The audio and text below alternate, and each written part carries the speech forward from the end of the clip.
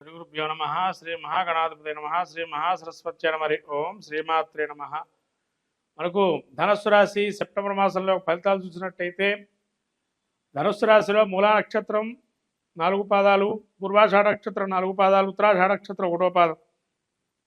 ఈ గ్రహస్థితి చూసినట్టయితే వీరికి శని వక్రగతి, ద్వితీయ స్థానం వీక్షణ, అట్లానే చతుర్థమందు రాహువు, షష్టమందు గురుడు, సప్తమందు కుజుడు, అష్టమందు బుధుడు 6వ తారీఖు వరకు, తర్వాత భాగ్యస్థాన సంచారము రవి 10వ స్థాన సంచారం 17వ తారీఖు నుంచి, దానికి పూర్వము 9వ స్థాన సంచారము, 8వ స్థాన సంచారం రవి, అట్లనే శుక్రకేతువులు 10వ స్థాన సంచారము. ఈ విధమైన సంచారాన్ని చూసినట్టయితే గ్రహ సంచారాన్ని ధనుస్సు రాశి వారికి కొంత అనారోగ్యం అనేది వచ్చే అవకాశం ఉంది. జాగ్రత్తగా చూసుకోవడం మంచిది. అనారోగ్యం రాకుండా ఎప్పటికప్పుడు తగు చర్యలు చేసుకోవడం మంచిది.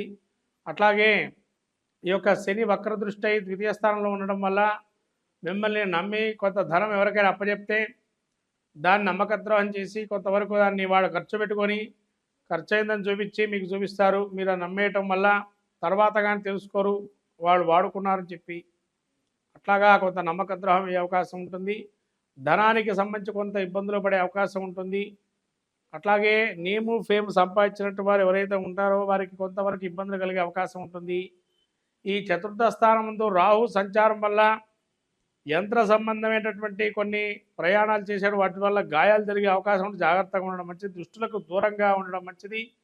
బురదలో రాయేస్తే మీద చల్లుతున్నట్టుగా దుష్టులు మీ మీద విధంగా చాలా రకాలుగా బయట ప్రచారం చేస్తూ ఉంటారు. శారీరక శ్రమ ఎక్కువగా ఉంటుంది. అట్లానే కార్య వైఫల్యము, ఏది మొదలుపెట్టినా ఎవరో ఎక్కడో ఒక వైఫల్యం కార్యాలు జరుగుతూ ఉంటాయి. సంతానంలో కూడా ఒక ఇబ్బందులు ఉంటాయి. పైత్య సంబంధమైనటువంటి రోగాలు వచ్చే అవకాశం ఉంటుంది. కాబట్టి జాగ్రత్తగా ఇటువంటి రాకుండా చూసుకోవడం అనేది మంచిది. అట్లానే ఈ యొక్క గురుడు 6వ స్థాన సంచారం వల్ల ఉద్యోగంలో మార్పిడి, అట్లానే అనూహ్యమైన పరిణామాల వల్ల కొంత విచిత్రమైనటువంటి ధోరణి ఏర్పడే అవకాశం ఉంటుంది. కాబట్టి కొంత జాగ్రత్తగా ఉండడం మంచిది. అగ్ని బాధలు, చోర భయాలు ఎక్కువగా ఉంటాయి. అట్లాగే బంధుమిత్రుల వల్ల కొన్ని ఇబ్బందులు కలిగే అవకాశం ఉంటుంది. కాబట్టి బంధుమిత్రాదుల వల్ల చాలా జాగ్రత్తగా ఉండండి. వాళ్ళు ఏది చెప్పినా ప్రతిదీ మీరు మంచి కోరే చెప్తున్నారు, మంచి కోరే వింటున్నారు అనుకోవడం మంచిది కాదు. బ్లైండ్గా మీ వరకు మీరు మంచి అనుకుంటే చాలు. అవతలవాడు ఏమనుకున్నా ఎక్స్ప్లెనేషన్ ఇవ్వక్కర్లేదు. మీరు దాని గురించి ఇది చేస్తే ఇది ఇట్లా ఉంటుందని వాళ్ళు తెలుసుకుంటారు నిదానంగా అయినా. కానీ మీరు దాన్ని ప్రెజర్గా పెట్టి వాళ్ళకి చెప్పడం అనేది అంత మంచిదైతే కాదు.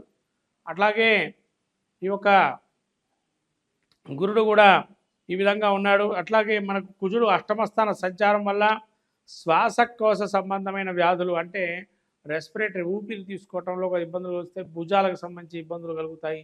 రుణ బాధలు కూడా కొద్దిగా పెరుగుతాయి. అట్లానే వృధాగా తిరగటము, ఒక ప్రయాణం చేసి ఒక కార్యం కోసం వెళ్తారనుకోండి, ఆ కార్యం జాకుండా మళ్ళీ రాండి అని చెప్పి వాళ్ళు పంపించడం, ఇలా వృధా సంచారం అనేది కొంత ఉంది. అలాగే ప్రతికూల వాతావరణం, ఎక్కడికి వెళ్ళినా మిమ్మల్ని అఘోరపరచటము, అంటే మీరు చెప్పారు కదా మీకు దగ్గర ఉండే మీ పక్కన మీ ప్రచారం బయట అంతా చేస్తుంటారు, మీరు అటువంటి వాళ్ళు ఇటువంటి వాళ్ళు అని చెప్పి. కాబట్టి కొద్దిగా ప్రచారం చేసేది అగౌరవంగా పరిచే అవకాశం ఉంటుంది. కాబట్టి జాగ్రత్తగా ఉండడం మంచిది. ప్రతి విషయాన్ని కూడా మీ మనసులోనే పెట్టుకోండి. అవకాశం ఉంటేనే బయటకు దాన్ని చెప్పండి, అంతే తప్ప ప్రతి విషయాన్ని బయట పారదర్శకత పెట్టడం వల్ల కొంత ఇబ్బందులు ఎదుర్కొనే అవకాశం ఉంటుంది. అట్లాగే కార్య విగ్రహము, వస్తునాశనము, బలహీనతలతో ఆడుకుంటారు. మీ బలహీనత ఎవరికి చెప్పకండి, అది చాలా జాగ్రత్తగా ఉండాలి. ఎందుకంటే మనిషి బలహీనతలను చెప్పినట్లయితే వెంటనే వాటి గురించి తెలుసుకొని వాటి మీద కొట్టే అవకాశం ఉంటుంది. కాబట్టి జాగ్రత్తగా ఉండడం మంచిది. స్త్రీ అంటే ఒక స్త్రీ వల్ల ఇబ్బందులు కలిగే అవకాశం ఉంటుంది. కాబట్టి దాన్ని కూడా జాగ్రత్తగా తీసుకోవడం మంచిది. కొంత భయాందోళన ఏర్పడే మనసులో ఒక భయం అనేటువంటిది ఏర్పడుతుంది. కొంతవరకు ఆ భయాన్ని ఒక నెల పాటు ఉంటుందండి, మళ్ళీ తర్వాత అంతా నార్మల్కి వచ్చేస్తుంది. ఇక్కడ భీతి అనేది కలుగుతుంది, శత్రు భీతి. మీరు చేసేటువంటి జాబ్ ఏదైతే, అంటే జాబ్లో ఉండేటువంటి వారు కానీ వ్యాపార రంగంలో ఉండేటువంటి వారికి కానీ కొంత అవరోధాలు ఏర్పడతాయి.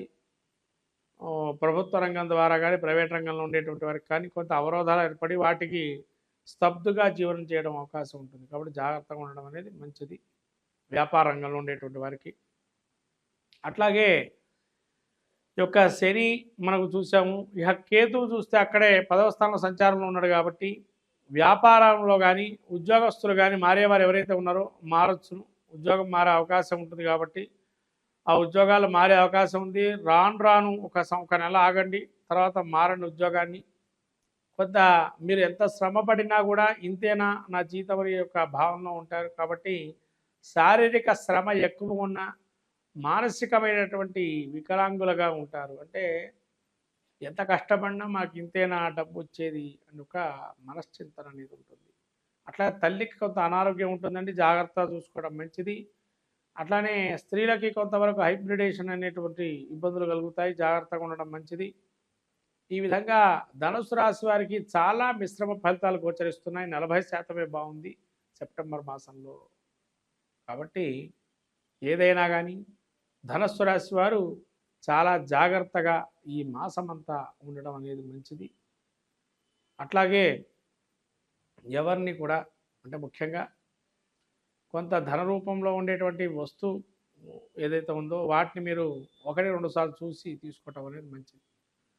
అట్లాగా రాబోయే వినాయక చవితుల్లో మరి ఏం చేయాలయ్యా ఈ ధనుసు రాశి వారు అంటే, వినాయకుడి పూజ సర్వదా శ్రేష్టం. ఈ గణపతి నవరాత్రులలో ఎటువంటి వినాయకుడినైనా పూజ చేసి స్వామి అనుగ్రహం పొందడం మంచిది. ముఖ్యంగా గరికతో అర్చన చేయండి, ఎర్ర పుష్పాలతో మందార పుష్పాలతో అర్చన చేయండి, గన్నేరు పూలమాల వేయండి. అట్లాగే స్వామికి బెల్లాన్ని నైవేద్యంగా నవరాత్రులలో పెట్టండి, ఖర్జూరాన్ని కానీ బెల్లాన్ని కానీ. ఇలా పెట్టడం వల్ల తీపిని ఆస్వాదించి స్వామి అనుగ్రహం వల్ల తీపి వార్తలు అందుకోవటం అవకాశం ఉంటుంది. అట్లాగే ఈ యొక్క ధనుస్సు రాశి వారికి మొత్తం మీద క్షేత్ర దర్శనాలకు వెళ్ళినట్లయితే గురుక్షేత్ర దర్శనాలు, అమ్మవారి గుడికి వెళ్ళి దర్శనం చేసుకోవటం, అక్కడ మినప గారెల్ని నైవేద్యంగా పెట్టడం అనేది ఆదివారం చేస్తే మంచిది. ఇటువంటి ప్రక్రియ చేయటం వల్ల కొంత మానసికమైనటువంటి ప్రశాంత వాతావరణం ఏర్పడుతుంది ఈ యొక్క ధనుసు రాశి వారికి సెప్టెంబర్ మాసం. అందరికీ నమస్కారం. రాబోయే వినాయక చవితి, ఈ యొక్క వినాయక చవితుల్లో అందరికీ తెలిసినట్టు అంశం ఏంటంటే వినాయకుడు పృథ్వీతత్వము. అంటే సృష్టిలో మొదలుకొని పృథ్వీతత్వం అంటే మనకు భూమి నుంచి ఉద్భవించినటువంటిది. భూమి అంటే ఎటువంటిది కూడా ఆకారం లేకుండా అమ్మ సృష్టి వల్ల పుట్టినటువంటి వారు వినాయకుడు. కాబట్టి ఈ వినాయక నవరాత్రులలో ఎవరైనా కూడా వినాయకుడు అర్చన తర్పణ ప్రియ అన్నారు. అంటే ఒక్కరికి ఒక్కొక్కటి ఇష్టం ఉంటుందండి ప్రతి ఒక్కరికి కూడా. అట్లాగే ఈ భాద్రపద మాసంలో వచ్చేటువంటి వినాయక చవితిలో చాలా అద్భుతమైనటువంటి నవరాత్రులు. ఏది మొదలుపెట్టినా తలపెట్టిన కార్యం జయం సాగించేటువంటిది వినాయకుడు. కాబట్టి సర్వ విఘ్న హరం దేవం సర్వ విఘ్న వివర్జితం సర్వ సిద్ధి ప్రదాతారం వందేహం గణనాయకం అన్నారు, మనకు శ్లోకం చెబుతుంది. అట్లానే భవసంచిత పాపాగ్నం విధ్వంసర విచక్షణం విఘ్నాస్వర వారంభంజే విఘ్నరాజమహం భజే అన్నారు. భవిష్యత్తు వర్తమానాన్ని అన్నీ తెలిపేది విఘ్ననాయకుడే. పురాణాలు ఇతిహాసాలు రాసింది మహాభారతాన్ని కూడా వినాయకుడి స్వరూపంలో వ్యాసుల వారు అక్కడ మానాలో మనకి ఆ గుహలో కూర్చోబెట్టి వినాయకుడితో అన్ని కూడా పురాణాలు మహాభారతాన్ని రాయించారు. అంతటి ఆ యొక్క గణపతి యొక్క నవరాత్రులలో అంతటి విధ్వాసార విచక్షణం, ఎటువంటి విఘ్నాలైనా అన్నీ ధ్వంసించగల శక్తి సామర్థ్యం ఉన్నవాడు వినాయకుడు ఒక్కడే. భవసంచిత పాపాగ్నం అంటే భవిష్యత్తులో కానీ సంచిత వర్తమానంలో కానీ భూతం అంటే పోయినటువంటి కాలంలో ఉన్నటువంటి దోషాలు ఏవైతే మనం తెలుసో తెలియకో చేస్తున్నామో దాన్నంతటా పటాపంచలు చేసి మళ్ళీ మనకు మంచి అపూర్వమైనటువంటి ఫలితాన్ని ఇచ్చేది ఈ వినాయకుడి యొక్క అనుగ్రహమే. అందుకనే స్వామివారికి వరసిద్ధి వినాయకుడని, సిద్ధి బుద్ధి సమేత వరసిద్ధి వినాయకుడని కూడా పేరుగాంచాడు ఇక్కడ. అంటే ఇక్కడ ఏమండి వారు మరి వివాహం జరిగిందా, మనకు వివాహం జరగలేదు కదా అని అనుకుంటాం. వినాయకుడికి వివాహం జరిగిందా లేదా అనేది పక్కన పెట్టండి, మనకు అనవసరమైన చర్చ కాదు. ఇక్కడ ఏంటి అవసరమైన చర్చ ఏంటంటే వినాయకుడు అనుగ్రహం కలిగితే మనకేం కలుగుతుంది అంటే సిద్ధి బుద్ధి. అమ్మవార్లు ఎవరంటే ఆయన ఒకరోజు వినాయకుడట పార్వతీ పరమేశ్వరుడు చెప్పాట, విఘ్నాధిపత్యం నాకు ఇచ్చారు కదండి నాన్న, నేను వెళ్ళి తపస్సు చేసుకుంటాను అన్నట్ట పరమేశ్వరుడితో వినాయకుడు. సరే అని చెప్పి పంపించేశారు. వినాయకుడు తపస్సు చేసుకుంటూ వెళ్ళాడు. ఎప్పుడైతే వెళ్ళాడో వినాయకుడు ఫస్ట్ దేన్ని చేపట్టాడు అంటే బుద్ధి కుశలత ఎక్కడ చేపట్టాడంటే, ఎక్కడైతే పార్వతీ పరమేశ్వరులకు ప్రదక్షిణం చేశాడో అక్కడ బుద్ధిని చేపట్టాడు. అంటే బుద్ధి ఉంటే ఏం కలుగుతుంది మనకి? మంచి ఆలోచన శక్తి వల్ల ఏదైనా సాధించగలుగుతాము అనేది ఫస్ట్ వినాయకుడు మనకు అక్కడ చూపించాడు. అదే బుద్ధిదేవి అని. బుద్ధి మళ్ళీ సిద్ధి. మనం ఆలోచన చేశాము, తగిన కార్యం నెరవేరింది, వెంటనే మనం కోరుకుంటాం కదా, ఏమండి ఫలానా కార్యం జరగాలని స్వామిని కోరుతున్నానని.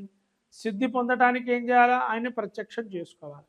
అంటే కార్యం అయిపోయింది అని అంటే ఏమైనా సిద్ధించినట్టే కదా, అది సిద్ధిదేవి. కాబట్టి సిద్ధి బుద్ధి సమేత వరసిద్ధి వినాయకుడుగా ఈ నవరాత్రులలో ఏదైతే జరుగుతున్న నవరాత్రులలో ఈ యొక్క స్వామికి జరిగినటువంటి నవరాత్రులలో ఎంత శక్తి అయితే అంత శక్తి మేరకు మనం పూజ చేసుకున్నట్లయితే, అర్చన చేసిన దానం ధర్మం నైవేద్యం ఏదైనా కూడా స్వామి అనుగ్రహం కలిగి అన్ని కార్యాలు సిద్ధిస్తాయి. అందుకని ద్వాదశి రాశి ఫలితాల్లో కూడా ఈ వినాయక చవితి గురించి మనం చెప్పుకోదగిన సూచన ఉంది. కాబట్టి ద్వాదశ రాశి ఫలితాల్లో వినాయకుడి యొక్క అనుగ్రహాన్ని కూడా పొంది అందరూ ఈ యొక్క సర్వజన మానవాళి కోటికి సర్వసిద్ధిలు పొందించేటువంటిది, సర్వ కార్యాలు నెరవేర్చేటువంటిది, సర్వ విఘ్నాలు హరింపజేసేటువంటిది, సర్వ కార్యాలు శుభకార్యాలు పరంపరగా ఉండేటువంటిది.